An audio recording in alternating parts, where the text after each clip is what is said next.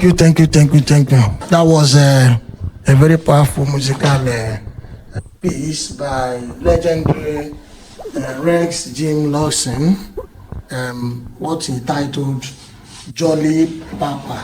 You see, that very musical piece, actually demonstrated that conviviality, the communal spirit, the human spirit, and so many other things. He's trying to tell you that despite the situation, be happy, enjoy yourself, that despite the hardship in the world, you just got to be happy. That's all. That was what he was trying to say in that song. Please, I want to quickly talk about some of the atrocities being committed by religious leaders, people hiding under religion to commit a lot of evil. Like in Africa here, you see people call themselves religious extremists, killing people, presenting religion first, when actually their duty is not really religion. They don't have anything. They don't believe in the so-called heaven. It's just to cause mayhem, destabilize the place, and so on and so forth. And it's happening. You understand? Now, there was a time a renowned author of international repute, that is Chimamanda Adichie, came out and said, anybody whose parents died and the person did not have money to bury the person, or the church is insisting that the person must pay this and that, and let the person inform her. She said that out of her experience, because church these days, if you die and you are not paying tithes, then church will not bury you. So it's not about whether you're a Christian, whether you are their member, once you are not paying tithes. And that tithes, they have forgotten that tithe is based on your handwork. So somebody who was sick 2 years, 3 years before the person died, then the person should be paying tithes, because that is what the church liturgy, useless church liturgy says. You understand? Very useless for that matter. That's by the way. So now, please, we want to talk about this matter. Is very, very important, extremely important. Why it's important is because just recently, American court convicted a Nigerian-born Catholic priest He has practiced in Louisiana and in Texas. During the opportunity of his practice, he had undue advantage over people, had sex with people, people that came to him as a religious father. He had undue advantage. And rather unfair for him, or rather fair for the people and unfair to him. He didn't know that America was not Nigeria. In America, the law is supreme. There they don't care about who you are. Once you have gone against the law, you are going in for it. We saw the story of Arukeli, So that young man, at the end of the day, court has convicted him, sentenced him to life imprisonment.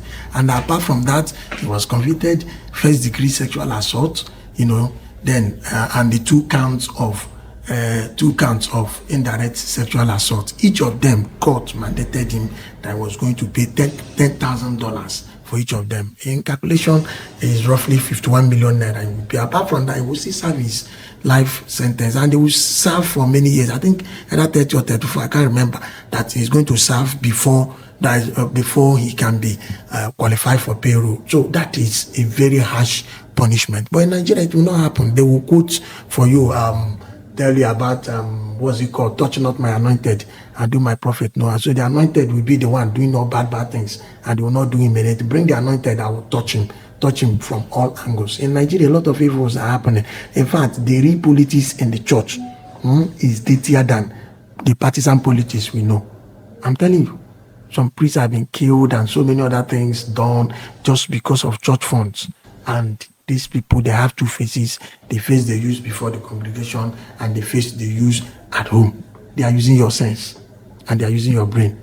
Some of the people that are the so-called ushers are forced to go and sew their uniform. To them, they are working for God without knowing. They are building business for your fellow man. You understand? That place that is called House of God, go and check the CFO of that place. It's the family. The family of the pastor that owns it. It's a simple thing. It's House of God. We agree. Yes, I agree. I'm not disputing that. But check the CFO, whether it is in the name of God or it is in the name of the CEO, the family of the church. So a Catholic priest was convicted and sentenced in America. it will not happen here in Nigeria. Of course, for obvious reasons that we know, because to Nigerians, he's a God's elect. So you do nothing, he can do anything he wants to do in the name of church. He can defraud people, he can sexually molest people. There's no problem. That is it. So even like Jehovah's Witness, we've heard a lot of cases. Like 1980, one of their leaders was removed because he challenged some of the principles of the church. In fact, there's even recent one, I think I will put it in this video. Recent one, that man in his local church, in Jehovah's Witness, a member sexually molested a member's child. When they brought the knowledge, he was angry. He told them, forget about the church. Church will not do anything, because before then, church had circulated a secular.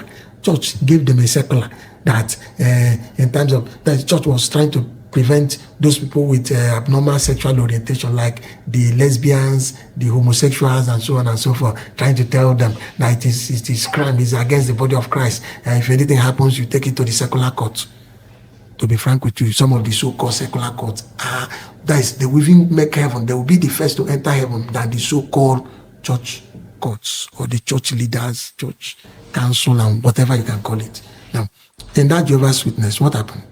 That man, when the story of the molestation came, he advised those people, just go straight to the police, forget about the church. He went to police arrested the church member that molested the child. From there, they moved straight to courts. And at the end, that guy was sentenced, that church member was sentenced. When the international headquarters heard it, they passed a lot of things, removed the man, deprive him of his positions, force him to resign some of his decisions and so on. And the man maintained his stand. And summary, that man was defellowshipped. And he was happy. Immediately he left the church, he was very, very happy. So some of the so-called liturgies are made by men. And those men can be stupid, they can be ignorant of anything, and others are forced to follow. So if a madman, a man that had mental issue, came and made a liturgy, and others will follow, because they said in religion, before you go into religion, remove your brain. You understand? You don't question anything. You don't question his church authority, and that church authority is possibly from God. Please, I want to see your comments. We'll continue in the next video.